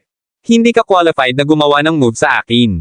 Malamig na tinitigan ni Philip ang lalaking nasasaktan sa kanyang harapan. Itinaas niya ang kanyang paa at sinipa ang tuhod ng lalaki. Pumalakpak. Lumuhad ang lalaki at lumuhad sa lupa. Bitawan mo ako. Ako ay kabilang sa pamilya Larsen. Patay ka kung maglakas loob kang hawakan ako. Lumuhad ang lalaki sa sahig at marahas na pumiglas. Nang marinig ito, sinipa ni Philip ang lalaki sa dibdib at pinalipad ito ng ilang metro ang layo. Nabangga siya sa wardrobe. Pagkatapos, marahas na tinapakan ni Philip ang mukha ng lalaki na napadiin ang pisngi sa sahig. Umalangaw agad ang mga hiyawan sa kwarto. Sa sandaling ito, bumangon na si Cynthia sa kama at mahiyaing nagtago sa likod ni Philip. Alam kong kay Silva Larsen ka. Kung gusto mong manatiling buhay, kailangan mong gawin ang sinabi ko. Malamig na sabi ni Philip. Kabanata 2774. Ang mukha ng lalaki ay inaapakan ni Philip at hindi siya makalaban. Humingi siya ng awa, sige, papakinggan kita. Pakitaas ang iyong paa. Itinaas ni Philip ang paa at tumingin sa lalaking nasa sahig na nakahawak sa tiyan, hinihimas ang mukha, at napapaungol. Malamig niyang tanong, ano ang pangalan mo? Nagulat ang lalaki at mabilis na umiling, ayoko. Ano ang iyong pangalan? Ulit ni Philip. David Wall, mabilis na sagot ng lalaki dahil sa takot na baka aksidenteng matapakan hanggang mamatay ang pumapatay na Diyos sa kanyang harapan. Sa sandaling ito, sa wakas ay nakita na ni David Wall ang lalaking nasa harapan niya. Ito ang young patriarch Clark na bumagsak sa piging ng kasal ng pamilya Larsen kaninang umaga. Kahit ang padre de pamilya ay walang magawa sa kanya. Ang isang maliit na patatas na tulad niya ay tiyak na mamamatay. Kaya naman, nang walang ibang pagpipilian, nakikinig lang si David kay Philip at nagtanong, young patriarch Clark, hanggat hindi mo ako papatayin, gagawin ko ang lahat ng gusto mo. Nakangiting tumango si Philip at sinabing, mabilis kang matuto. Tumawa si David at sinabi, nabalitaan namin ang iyong kahangahangang araw. Kahanga-hanga ka. Hindi namin kayang guluhin ka. Hindi mapakali si Philip sa isang tulad ni David at nagtanong, gaano katagal mo nang sinusubaybayan ang lugar na ito? Mabilis na sumagot si David, 1 taon na. Simula nang bumalik si Miss Cynthia, sinabihan kami ng patriarch na bantayan siya. Nang marinig ito, kumunat ang noo ni Philip, lumingon kay Cynthia, at nagtanong, wala ka bang napansin? Manipis na pantulog ang suot ni Cynthia sa mga sandaling iyon. Naaawa siyang umiling at sinabing, hindi. Putol ni David at masayang sinabi, young patriarch Clark, imposibleng mapansin tayo ni Miss Cynthia. Kami ay mga profesional at napakalihim sa aming trabaho. Kung hindi, hindi kami tatanggapin ni Patriarch Larsen. Malamig na sumangot si Philip at sinabing, profesional. Paano kita nahuli, kung gayon? Natahimik si David saglit at sinabing, masyado kang magaling dito. Tinatanggal ko ang aking mga sombrero sa iyo. Kinawian ni Philip ang kanyang kamay at sinabing, cut the crap. Hindi ka pinapayagang magsabi ng isang salita tungkol sa nangyari ngayon. Kapag nalaman ko ito, mamamatay ka sa isang miserableng kamatayan. Mabilis na tumango si David at sinabing, naiintindihan ko. Hindi ako magsasalita. Mangyaring makatitiyak. Susunod, ipagpatuloy mo lang kung ano ang kailangan mong gawin, ngunit gusto kong mag-install ka ng ilang mga bug at camera sa panig ni Silva para sa akin, naisip ito ni Philip at sinabi. Nang marinig ito, natakot si David kaya nanginginig siya at sinabing, iyang Patriarch Clark, hindi ko magagawa iyon. Kapag nalaman ito ni Patriarch Larsen, patay na ako. Pinipili mo bang mamatay ngayon din? Ngumisi ng masama si Philip. Nang makita ang ngiti na ito, nanginginig si David at ibinaba ang kanyang ulo, mukhang nag-aalangan at naguguluhan. Siya ay patay sa alinmang paraan. Ano ang dapat niyang gawin? Nang makita ang pawis sa noo ni David, ngumiti si Philip at sinabing, huwag kang mag-alala. Kung tutulungan mo ako dito, aayusin ko na umalis ka sa Fernvale at bibigyan ka ng 10 milyon. Kabanata 2775. 2010 milyon. Nang marinig ito, napalunok si David. Pagkatapos, naikuyom niya ang kanyang mga kamao. Dahil mamamatay siya sa alinmang paraan, bakit hindi kumuha ng pagkakataon? Okay, young Patriarch Clark, gagawin ko. Tumango si David bilang tugon. Ngumiti si Philip at sinabing, very good. Pagkatapos nito, ipapaalas na kita sa Fernvale. Maya-maya, umalis na si David. Paglabas niya ng pinto, pakiramdam niya ay nakatakas lang siya sa pintuan ng impyerno. Pinagpapawisan siya ng todo. Sa wakas ay kumalma siya bago siya bumalik sa underground monitoring room. Nagkataon, isa pang lalaki mula sa day shift ang nakatayo sa pintuan ng monitoring room sa sandaling ito, humihit-hit ng sigarilyo ng malungkot. Sabi niya, ano bang problema mo? Ang tagal mong wala. Nagawa mo na ba ang kapalit? Ngumiti si David at sinabing, syempre, meron. Na-delay lang ako sa daan. Hehe, parang naglalaway ka lang sa kagandahan ni Cynthia. Hoy, anong problema sa mukha mo? Nataman ka ba? Biglang tanong ng lalaki na likas na naging alerto. Mabilis na sinabi ni David, hindi, nagmamadali akong bumalik at natisod ako sa daan. Hoy, bakit bigla kang pumunta dito? Hindi yun isinapuso ng lalaki at sumagot, sinabi sa akin ng Patriarch na maglagay ng ilang monitoring device sa lugar kung saan tinutuluyan ang gang ng pamilya Clark. Nagkaroon ng ilang signal failure, kaya bumalik ako para kunin ang signal device at ayusin ang receiver. Tumango si David bilang tugon. Makalipas ang ilang minuto, umalis na ang lalaki dala ang toolbag. Lumingalinga si David sa paligid at mabilis na nagpadala ng ilang text message kay Philip na ipinaalam sa kanya ang plano ni Silva. Nakabalik na si Philip sa villa na tinutuluyan niya sa sandaling ito. Nang makita niya ang mga text messages na ipinadala ni David, ngumisi siya at sinabing, ang ganda ng David Wall na ito. Mabilis siyang nakapasok sa kanyang tungkulin. Dahil gustong manood ni Silva, hayaan mo siyang manood. Sa sumunod na 2 araw, masayang gumala si Philip at ang iba pa sa Larsen Manor. Kumain sila, uminom, at maginhawang naglaro. Tulad ng para sa panig ng 17, inayos nila ang ilang punk upang simulan ang hara sa ilang negosyo ng pamilya Larsen. Bumalik sa bulwagan ng pulong ng pamilya Larsen. Sa sandaling ito, naroon ang ilang mahahalagang miyembro ng pamilya Larsen, kabilang sina Silva at Zane. Bang! Kabalbalan! Sino ang nagtatarget sa aming pamilya Larsen? How dare they make such petty moves? Patriarch, sa nakalipas na 2 araw, ang iba't ibang negosyo ay nagambala ng mga punk na ito at ang epekto ay napakasama. Oo, Patriarch, dapat may tao sa likod nito. Kung magpapatuloy ito, magiging mahirap para sa aming mga kumpanya na gumana ng normal. Umupo si Silva sa pangunahing upuan at malungkot na nakinig sa mga reklamo ng mga kinatawa ng iba't ibang negosyo na kabilang sa pamilya Larsen. Smack!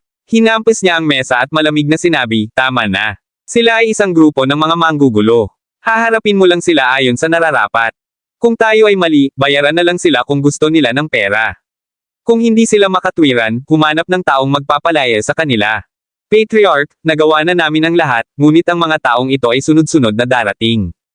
Tama na. Kung hindi, hindi namin pag-uusapan ang bagay na ito sa iyo.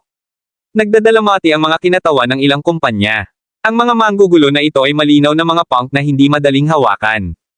Nalaman mo na ba ang mga tao sa likod nila? Tanong ni Zane sa pagkakataong ito. Umiling ang mga kinatawan. Gayunpaman, nanunuya si Silva at sinabing, sino pa kaya ito kundi siya sa likod ng mga eksena. Nang marinig ito ni Zane, sinabi niya, Silva, si Philip Clark ba ang tinutukoy mo? Malamig na bamantong hininga si Silva at sinabing, sino pa ba bukod sa kanya? Kabanata 2776. Nang marinig iyon, kumunot ang noo ni Zane at sinabing, dahil alam mong siya iyon, bakit hindi ka kumikilos? Bamantong hininga si Silva at sinabing, gusto ko, pero siya ang batang patriarch ng pamilya Clark, kaya paano ako? Dapat ba nating kalabanan ang pamilya Clark? Umiling si Zane at walang katiyakan na sinabi, kung gayon, ano ang dapat nating gawin? Hahayaan na lang ba natin na sirain ng batang iyon ang mga negosyo natin? Bamantong hininga si Silva at sinabing, pumunta ka doon ng personal at humanap ng ilang tao. Ingatan mo ang mga taong may pera kung kaya mo. Kung makatagpo ka ng ilang matigas ang ulo, maaari mo ring maging sanhi ng pagdanak ng dugo at takutin sila. Tumango si Zane at sinabing, sige, aayusin ko agad. Bumalik sa tabi ni Philip. Nakikipag-chat at nakikipag-inuman siya kay Fennel at sa iba pa. Biglang may sumugod sa pinto at sumigaw, "Young Patriarch Clark, gusto kang makita ni Silva Larsen sa labas." Ngumiti si Philip at sinabing, "Narito ang matandang Zorro. Pasukin mo siya." Maya-maya, pumasok si Silva kasama ang isang entourage. Pagkapasok niya sa pinto, nagtanong siya ng may ngiti sa labi, "Young Patriarch Clark, kumusta ang lahat? Nakasanayan mo na bang manatili dito? Kung may kulang ka, sabihin mo lang sa mga katulong at sila na ang mag-aayos." Ngumiti si Philip at sinabing, "Salamat sa lahat." Ngumiti si Silva, at ang kanyang tingin ay bumaon sa lahat. Direkta niyang sinabi, "I wonder if you have heard of some rumors." May kahinahinalang sinabi ni Philip, "Anong chismis?" Pinaikit ni Silva ang kanyang mga mata at sinabing, "Sa nakalipas na 2 araw, biglang lumitaw ang ilang manggugulo sa mga negosyo ng pamilya Larsen sa labas. Ang mga taong ito ay medyo kakaiba. Para silang inutusan na puntiryahin ang mga kumpanya at pabrika ng pamilya Larsen. I wonder kung narinig mo na ang tungkol dito." Philip chuckled at isinumpa ang matandang Zorro sa loob. "Aniya, wala akong alam dito. May ganun ba talaga? Hindi talaga nila sineseryoso ang pamilya Larsen. Ano man ang mangyari, ang Fernvale ay teritoryo ng pamilya Larsen. Silva, kailangan mo ba ng tulong ko? Sabihin mo lang at dadalhin ko agad ang mga tao ko para tingnan ang iba't ibang kumpanya ng pamilya Larsen." Kung tutuusin, medyo malaya ako. Nang marinig iyon, nakaramdam ng lamig sa mga mata ni Silva. Naisip niya, kostong tingnan ng munting brat na ito ang mga negosyo ng pamilya Larsen. "Mangarap ka. Haha, huwag kang masyadong mag-alala. Kaya nating lutisin ang problemang ito ng mag-isa." Tumawa ng hindi sinsero si Silva, parang matandang Zorro. Hindi ito itinuro ni Philip at sinabing, "May iba pa ba? Kung hindi, lalabas ako kasama ang mga kaibigan ko. Ito ang unang pagkakataon na nakapunta ako sa Fernvale mula noong maraming taon na ang nakalilipas. Maraming nagbago." Tumawa ng mahina si Silva at sinabing, "Wala nang iba. Nandito lang ako para tingnan ka. By the way, kumusta ang pagbisita mo sa tirahan ng Grandmaster?" Kabanata 2777. Sa pagsasalita nito, nagdilim ang mukha ni Philip. Sa balot ng candy na ibinigay sa kanya ng kanyang lolo, binalaan siyang mag-ingat kay Silva. "Hindi ko inaasahan na magkakaroon ng ganitong sakit si lolo. Ilang taon ko na siyang hindi banibisita." Malungkot na sabi ni Philip at biglang idinagdag, "Silva, nagkataon na libre ko at mailalabas ko ngayon si lolo. Ano sa tingin mo?" Saglit na natigilan si Silva. Tulad ng isang pusa na natapakan ang buntot nito, tumalon siya mula sa sofa na may pangit na pagkunot noo at tumanggi na sinabi, "Hindi pwede.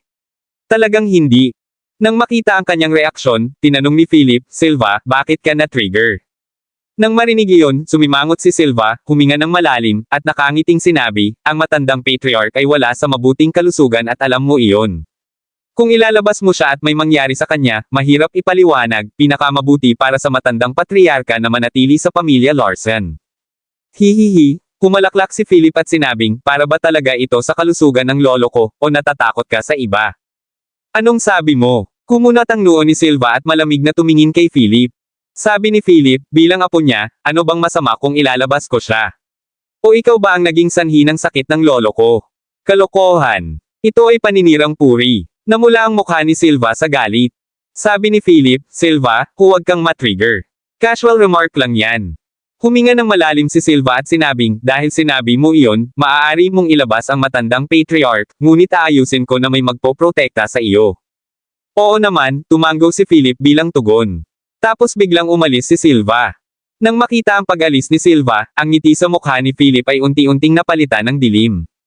Napaka-fishy ni Silva. Makalipas ang halos kalahating oras, nagtungo si Philip at ang kanyang barkada sa lugar kung saan nakatira ang kanyang lolo.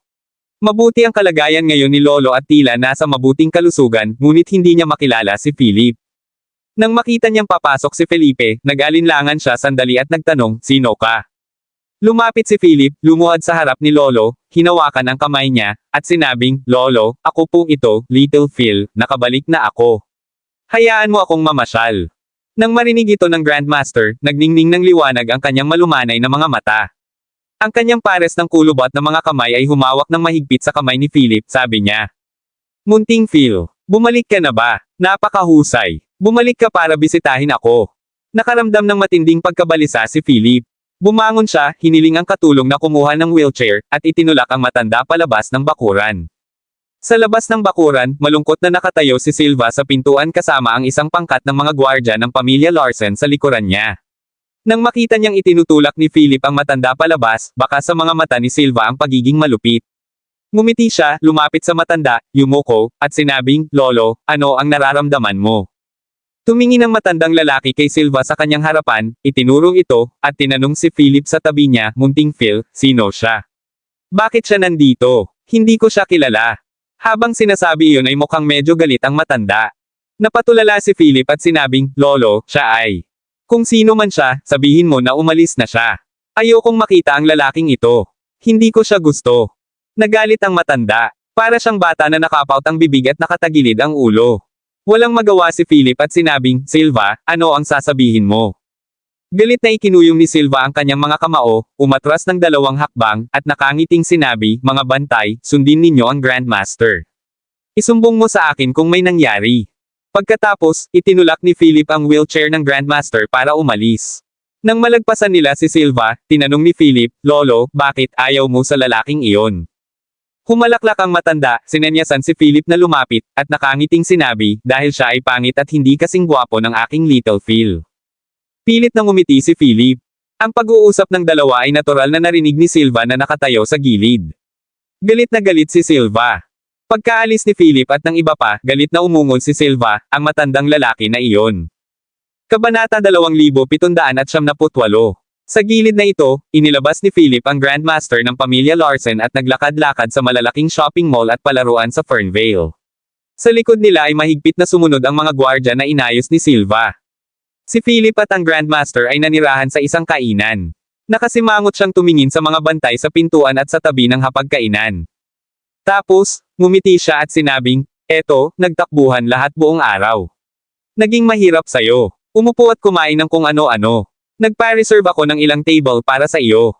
Nagkatinginan ng mga guard bago bumaling sa kanilang kapitan.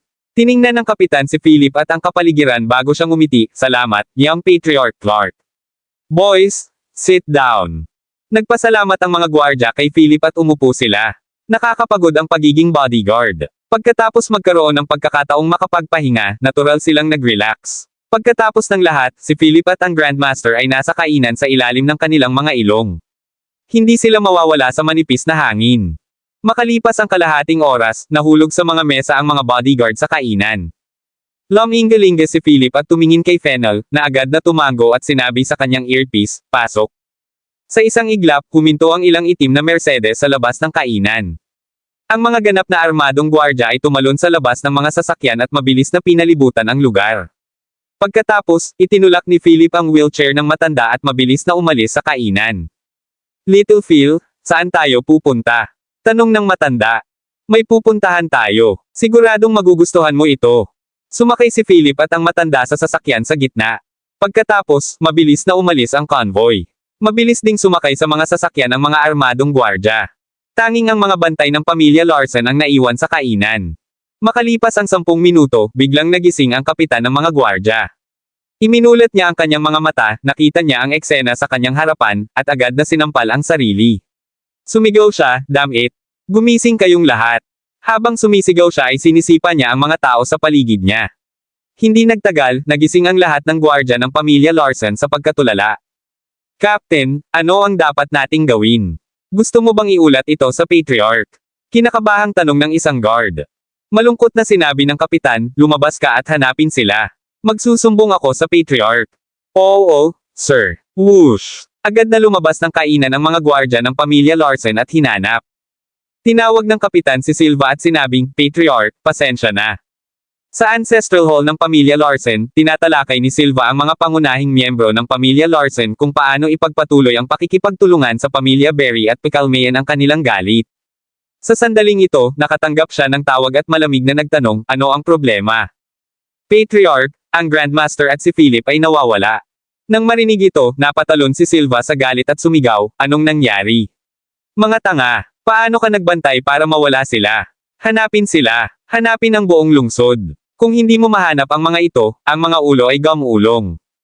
"Oo, sir." Tinapos ng kapitan ng mga gwardya ang tawag at agad na sumigaw gamit ang headset, "Hanapin ang buong lungsod. Ipaalam ka agad sa iba pang mga gwardya. Kung hindi natin sila mahanap, patay tayo. Oo, sir. Kabanata 2779.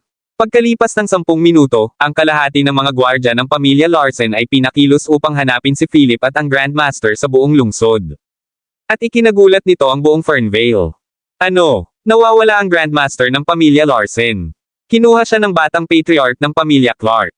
Wow! Breaking news ito. Hindi ba nagkakagulo ngayon ang pamilya Larsen? Hindi ko alam, ngunit kalahati ng mga gwardya ng pamilya Larsen ay pinakilos upang hanapin ang buong lungsod. Ang lahat sa Fernvale ay tinatalakay ang nawawalang Larsen Grandmaster. Sa pamilya Larsen, pagalit na tumakbo si Silva sa bulwagan.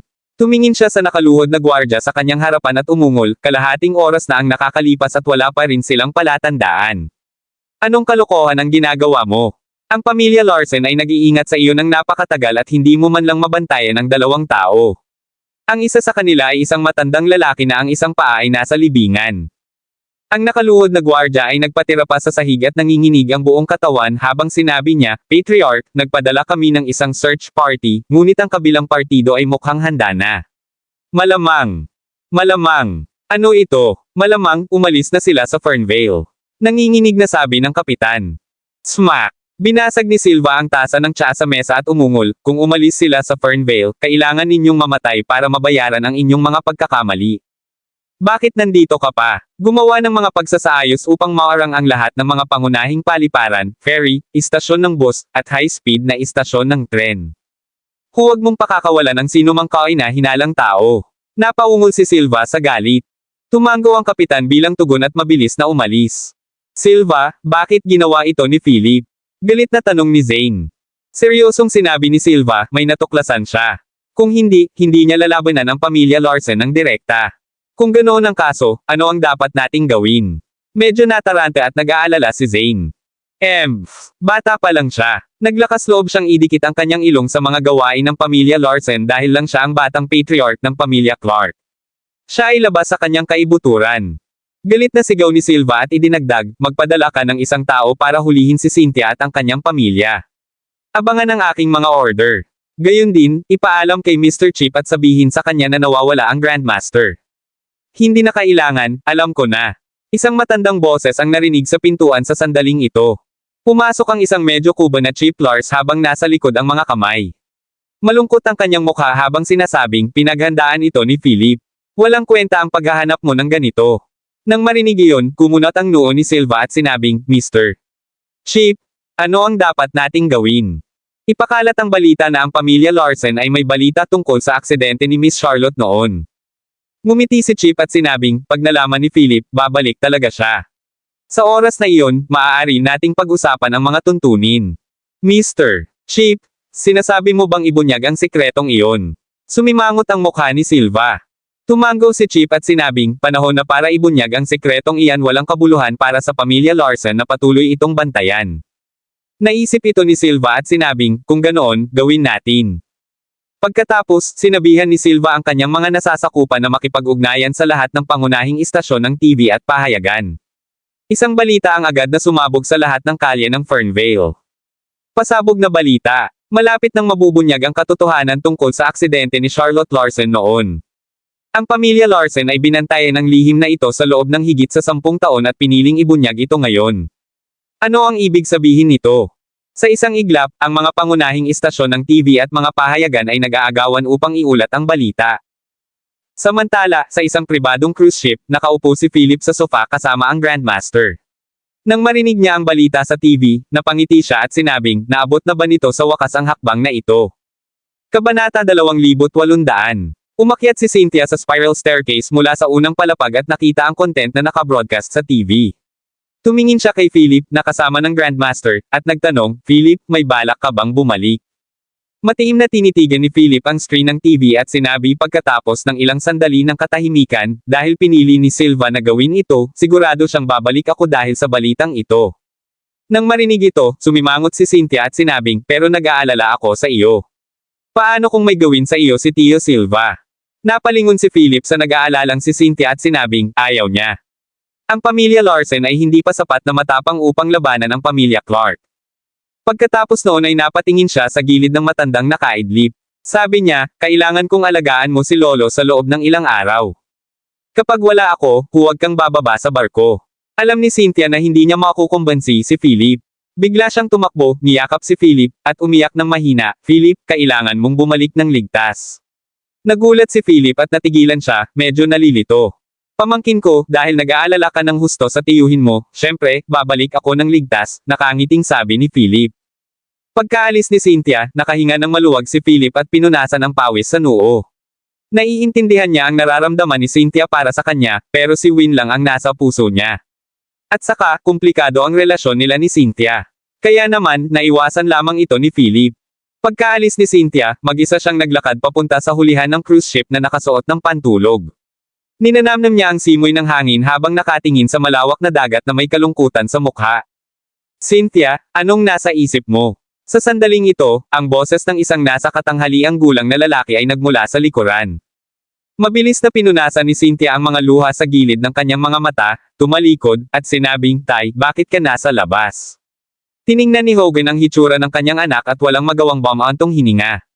Sabi niya, Cynthia, ikaw ang anak ko. Alam ko kung ano ang iniisip mo. Imposible sa pagitan mo at sa kanya. Nang marinig iyon, mas nalungkot ang ekspresyon ni Cynthia habang namumula ang mga mata nitong sinabi, alam ko. Hindi lang ako makamove on sa kanya. Umiling si Hogan, iniunat ang kanyang kamay, tinapik ang maselang balikat ni Cynthia, at sinabing, kailangan mong kalimutan kahit hindi mo kaya. Ikaw at siya ay mga tao mula sa dalawang magkaibang mundo. Imposibleng magkasama kayo. Para sa ilang mga bagay, kailangan mong bumalik sa lalong madaling panahon at huwag hayaan ang iyong sarili na mas malalim. Napaluha si Cynthia, yamakap kay Hogan, at sinabing, Itay, gusto ko siya. I know it will not work out between us, pero gusto ko pa rin siya. Lagi siyang lumalabas kapag kailangan ko siya. Kalimutan mo na siya. Kahit hindi mo kaya, lihim mo lang siyang magustuhan imposible sa inyong dalawa, Hogan said. Matapos umiyak ng ilang sandali, binitawan ni Cynthia ang mga braso ni Hogan. Pinunasan niya ang kanyang mga luha at sinabing, alam ko. Kakalimutan ko na siya. Tumingin si Hogan sa kanyang anak na babae sa kanyang harapan. Gusto niyang sabihin sa kanya na hindi siya anak ng pamilya Larson kundi isang batang babae na kinuha niya noon. Gayunpaman, pinili ni Hogan na itago ang sikretong ito sa kanyang sarili. Sa ikalawang palapag ng cruise ship, nasaksihan ni Philip ang eksenang ito. Sa kanyang tagiliran, walang magawang umiling si Fennel at sinabing, Philip, tama ba na gawin mo ito? Maraming salamat mga kamaster sa walang sawang pagsusubaybay, isang like, share, and subscribe naman dyan mga kamaster. Abangan ang susunod pang mga kabanata.